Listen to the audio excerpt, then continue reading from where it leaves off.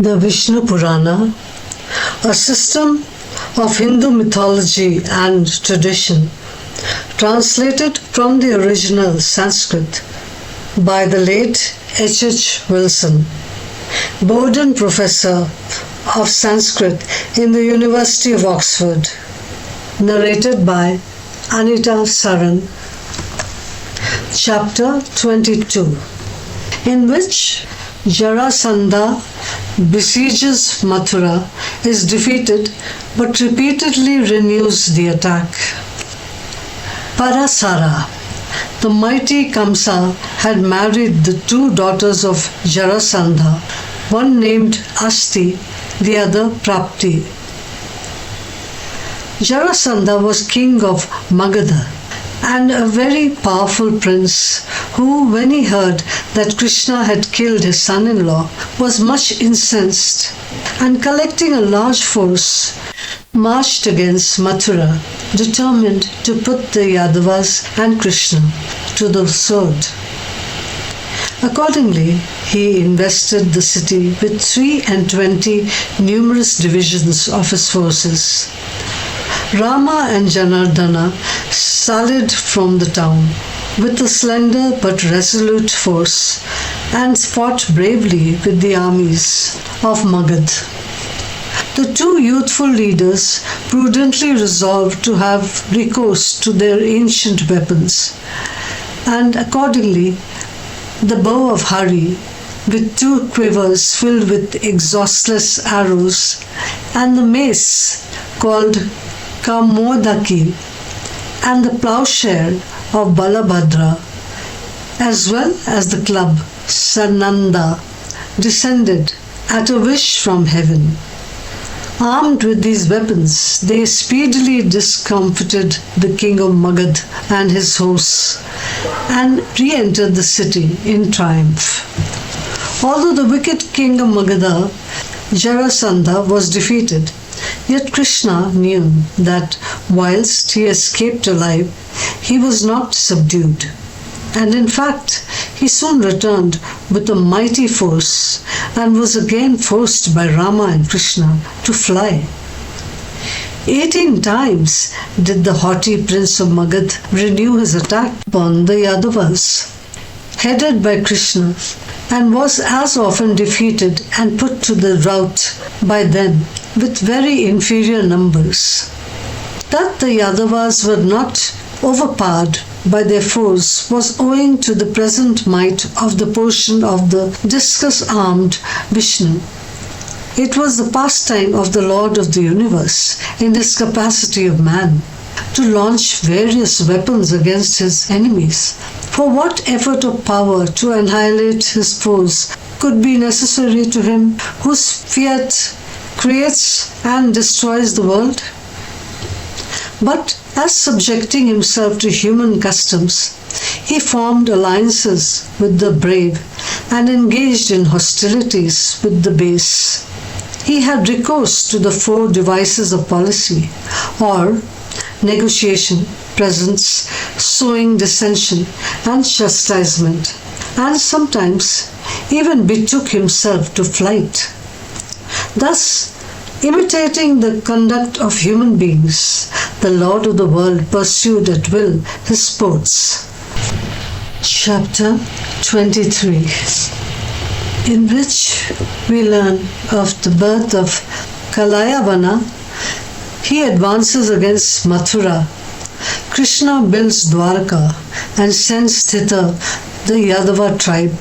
He leads Kalyavana into the cave of Muchukunda. The latter awakes, consumes the Yavana king, and praises Krishna. Parasara. Sayala, having called Garga, the Brahmin, whilst at the cow pens, impotent in an assembly of the Yadavas. They all laughed, at which he was highly offended and repaired to the shores of the western sea, where he engaged in arduous penance to obtain a son who should be a terror to the tribe of Yadu. Propitiating Mahadeva and living upon iron sand, for 12 years. The deity at last was pleased with him and gave him the desired boon. The king of the Yavanas, who was childless, became the friend of Garga, and the latter begot a son by his wife who was as black as a bee and was thence called Kalyavana. The Yavana king, having placed his son, whose breast was as hard as the point of the thunderbolt, upon the throne, retired to the woods, inflated with conceit of his prowess. Kalyavana demanded of Narada, who were the most mighty heroes on earth, to which the sage answered, the Yadavas.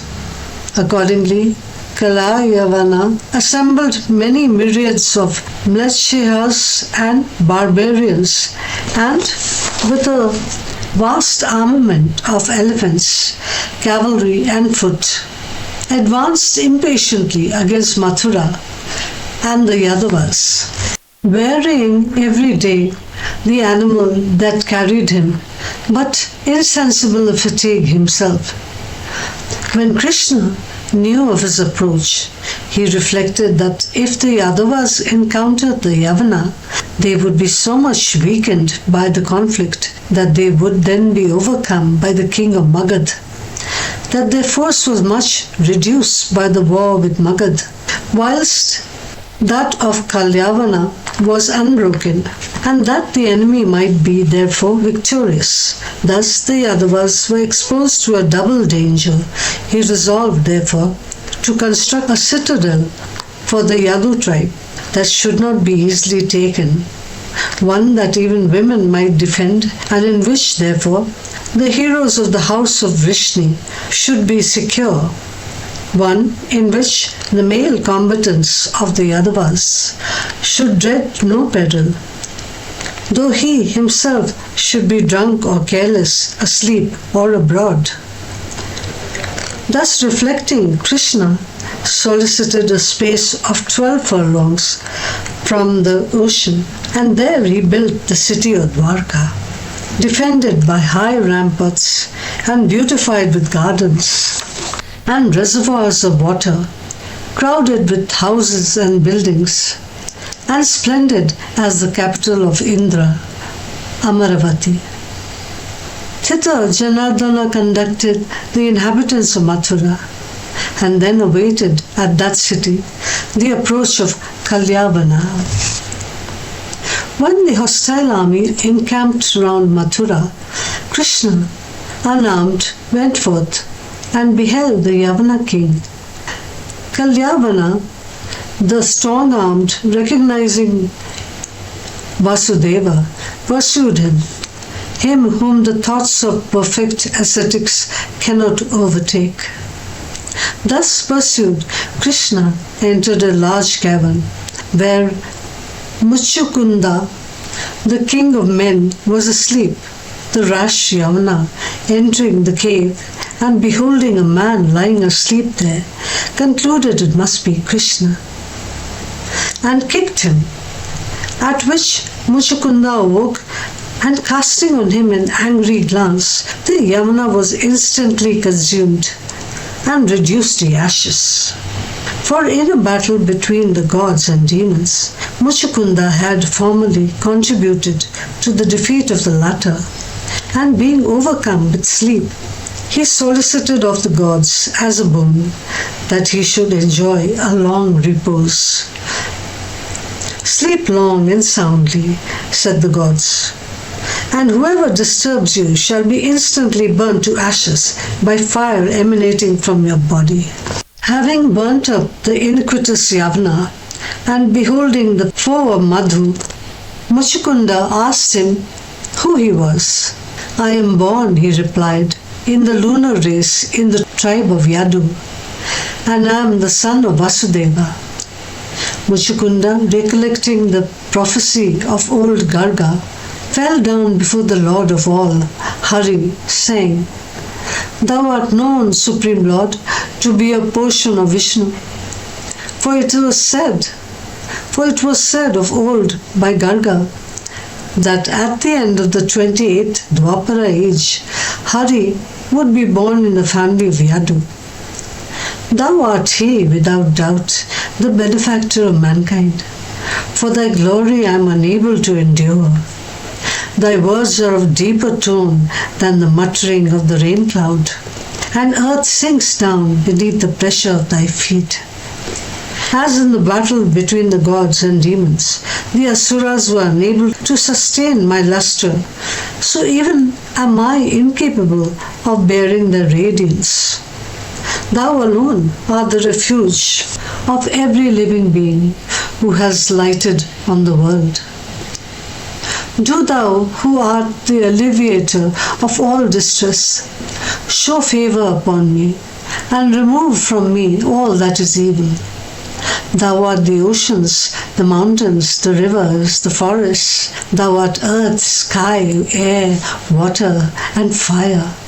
Thou art mind, intelligence, the unevolved principle, the vital airs, the Lord of life, the soul, all that is beyond the soul, the all-pervading, exempt from the vicissitudes of birth, devoid of sensible properties, sound and the like, undecaying, illimitable, imperishable, subject neither to increase nor diminution. Thou art that which is Brahma, without beginning or end.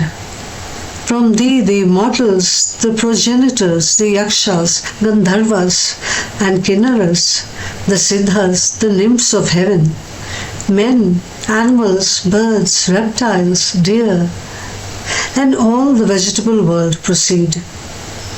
And all that has been or will be or is now movable or fixed, all that is amorphous or has form, all that is gross, subtle, movable or stable, thou art, O Creator of the world, and beside thee there is not anything.